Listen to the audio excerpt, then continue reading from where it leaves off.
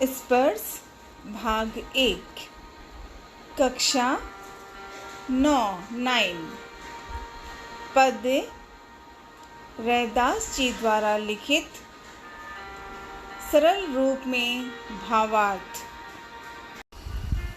कैसे छूटी राम नाम रत लागी। रैदास जी का पद विशेष तौर पे ईश्वर की भक्ति और ईश्वर की पूजा के लिए जाति पाति को अंतर में नहीं करना चाहिए, इस पर विचार किया है। आज इस पद को संक्षेप में ही पर अर्थ के साथ मुख्य बातों को बोलने का प्रयास। रैदास ईश्वर के प्रति अपनी आस्था, विश्वास, प्रेम, भाव और सच्चाई का प्रकट करते हुए कहते हैं कि हे प्रभु, हे कृपाला, हे कृपाला, हे कृष्णा, हे प्रभु। अब रैदास जी के नाम से प्रभु, ईश्वर, भक्ति, पूजा, भाव सब नाम लिए जा सकते हैं, क्योंकि अर्थ वही है।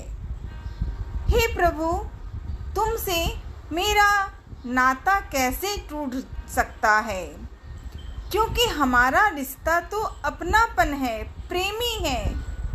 ईश्वर और रैदास जी दोनों एक साथ जो हैं, लोग रैदास को गलत समझें, गरीब समझें, भाषा जाति में अंतर करें, पर ईश्वर तो ईश्वर है, वो तो सबके साथ होते हैं। खास करके रैदास जी के साथ वो बड़े प्रेम से हैं, इसीलिए तो वो कहते हैं कि कैसे टूट सकता हूँ, क्योंकि आप तो मेरे साथ हो। क्योंकि तुम चंदन हो और मैं पानी हूँ। अगर आप चंदन हो तो मैं पानी हूँ, और चंदन और पानी के बीच तो बड़ा प्यार है। तुम दोनों में के आपसी संयोग से मेरा अंग अंग सुंदरता है, फैलता है, खुशहाल के साथ पहचान हो जाती है। तुम मंडराते बादल हो। अगर ईश्वर को कह रहे हैं कि आप मंडराते हुए बादल हैं, तो मैं वन में विचरण करूँगा। मोर अर्थात जिस प्रकार बादल देखकर मोर वन में नाचने लगता है, उसी प्रकार तुम्हारी स्मरण से मेरा मन मयूर नाच लग जाता है। नाच में इस तरह से भर जाता है कि मैं उनके साथ बस ईश्वर और रैदास एक साथ हो जाते हैं। वो फिर चाहे कुछ भी बने हुए हो, अर्थात जिस प्रकार दीपक में जलते ही घर प्रकाशित हो जाती है, उसी प्रकार तुम्हारे नाम रूपी ज्योति से मेरा अंतर मन प्रकाशित हो जाता है। मुझे पसंद आ जाता है कि बस ये ज्योति, ये दीपक, ये पेड़ों में लगे पौधे, आप सब चीज़ से मेरे साथ ही तो हैं।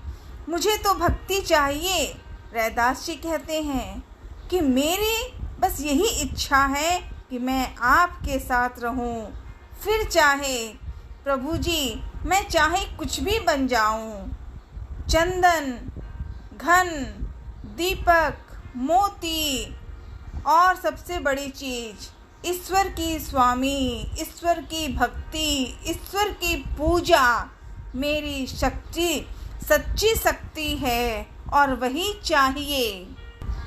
इसी प्रकार रैदास जी अपने मन के भावों को बोलते हुए, लिखते हुए, समझते हुए, क्योंकि ईश्वर की भक्ति मन में, बातों में, कथा में और कभी शांत बैठकर याद भी किया जाए तो ईश्वर सामने है।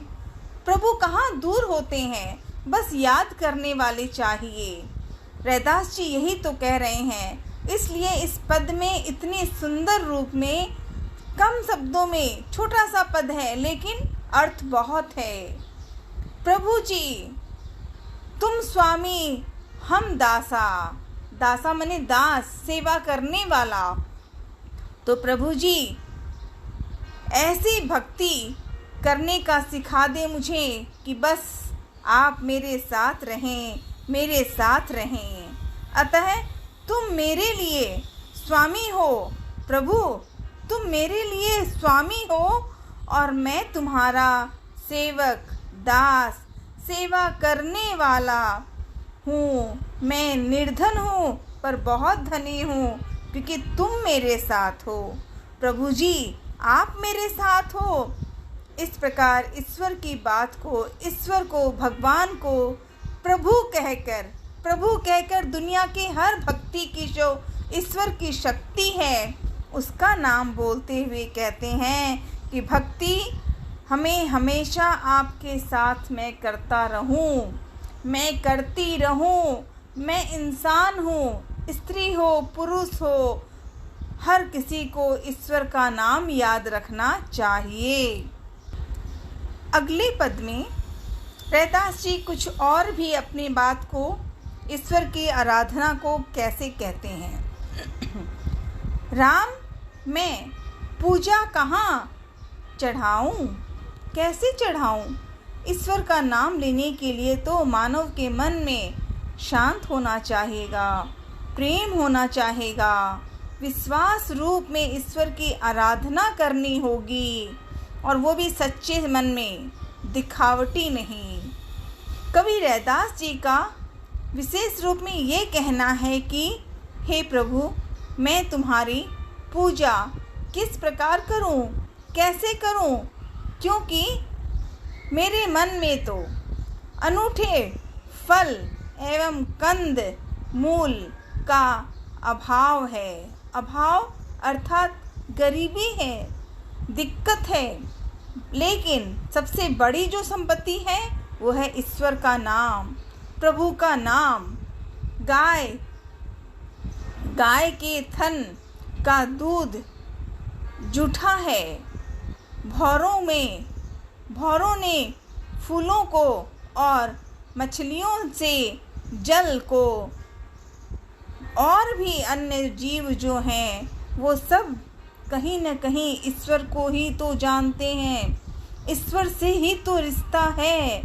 और यही बातों को स्पष्ट कहने के लिए मुख्य तौर पे यही कहने का प्रयास कर रहे हैं।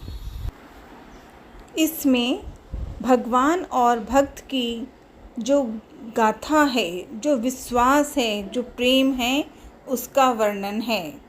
अगले दिन इससे जुड़े प्रश्न उत्तर फिर से पढ़ेंगे। संक्षेप में ही लिखा होगा ताकि अर्थ समझ में आ जाए और फिर अपनी मर्जी से छोटा बड़ा लिखा जा सकता है। धन्यवाद।